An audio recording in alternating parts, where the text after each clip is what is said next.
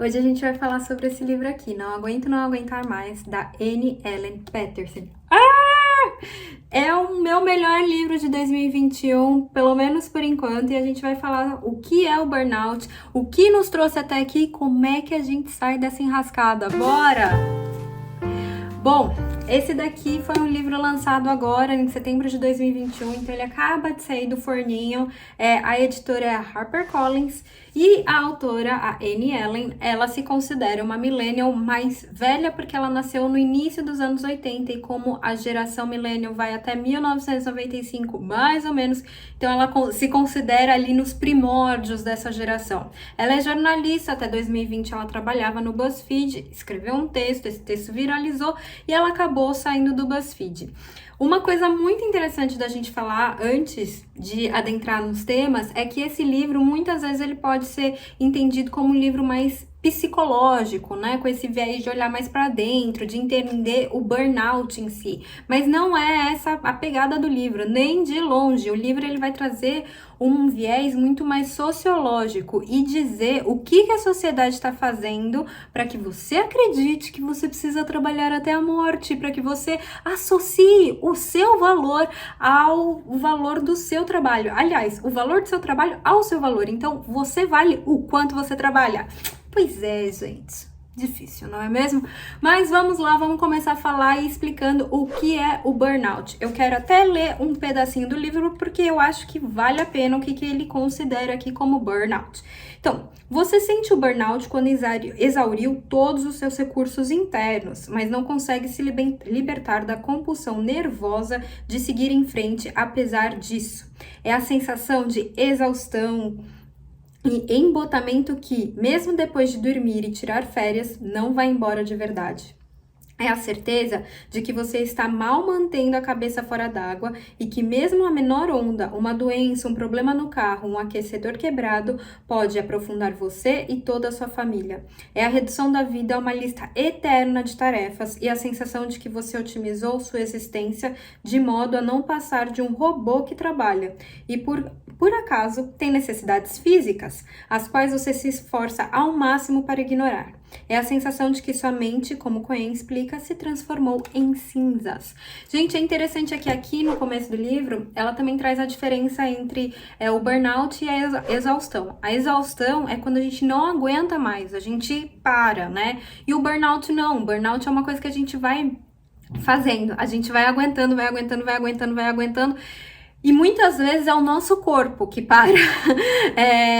E aí a gente chega à exaustão, tá? Então existe a diferença entre os dois. Outra coisa muito importante de dizer é que o burnout, ele é reconhecido como uma síndrome, né? Então ele é uma doença, um transtorno mental que tem um CID, ou seja, é reconhecido pela medicina como uma doença que pode ser, inclusive, te afastar do trabalho.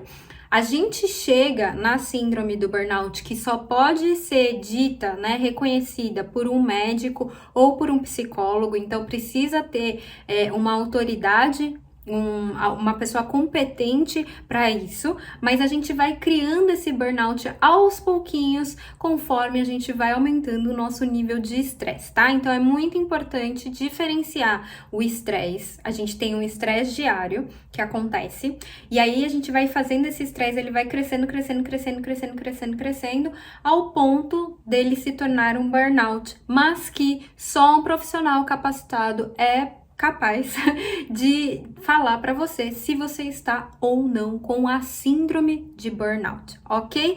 Muitas vezes a gente fala burnout, burnout, burnout de uma forma mais usual e não se referindo à síndrome, que sim é uma doença reconhecida, tá bom? Dito isso, dito o que é o burnout, a gente vai para a parte de como nos paramos aqui. Esse livro ele vai falar muito sobre esse assunto, né? Ele vai primeiro abordar a geração dos nossos pais, os baby boomers, e depois vai começar a falar como os millennials chegaram a esse ponto. Spoiler, a gente chegou aqui porque os nossos pais acreditavam piamente que se a gente fosse para a faculdade, a gente teria uma vida muito melhor que a deles. E o método, né, para entrar na faculdade nos Estados Unidos é um pouco diferente daqui, e lá você precisa ter, de fato, muitas atividades extras, então as crianças elas já são ensinadas e influenciadas e incentivadas a desde pequena elas fazerem essas atividades extras para que essas atividades constem no currículo, a gente meio que copiou, mesmo que para entrar na faculdade aqui a gente só tenha o vestibular, a gente não tem essa análise, né? E aí o que acontece, gente?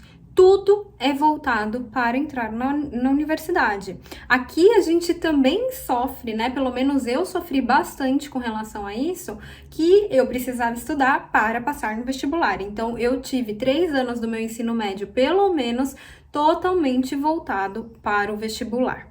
E aí, quando você vai pensando, vai montando toda a sua vida para determinada coisa, não vai sobrando muito tempo para aquilo que você gosta, não vai sobrando muito tempo para você fazer coisas que são hobbies, né? E o tempo, ele sempre tem uma finalidade para fazer alguma coisa.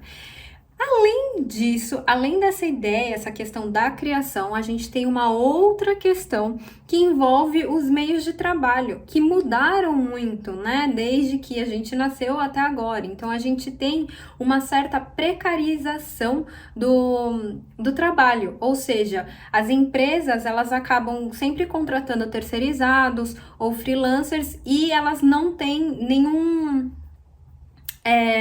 nenhuma conexão, né, nenhuma responsabilidade pelos seus trabalhadores.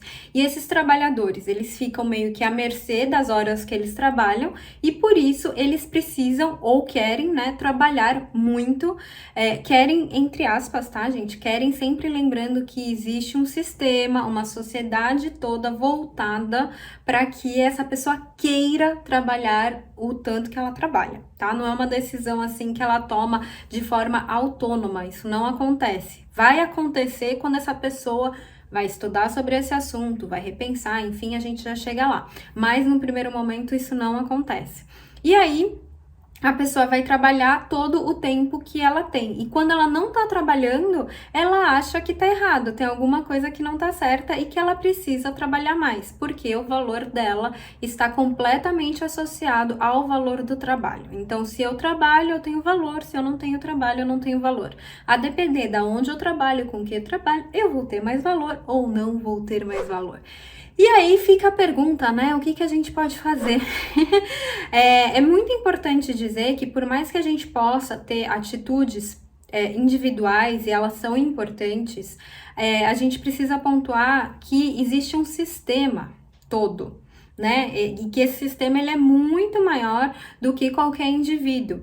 E a gente só consegue acabar com o sistema ou diminuir a força desse sistema quando há o coletivo agindo para tal. Então, é muito importante que a gente não tome como responsabilidade individual mudar tudo isso, tá? Porque a gente não vai conseguir. O que a gente pode fazer individualmente, a primeira coisa é se conscientizar disso, né? E num segundo momento é entender também que existe uma grande chance, se você está assistindo esse vídeo, de você ter privilégios. E esses privilégios te proporcionam esse tipo de reflexão.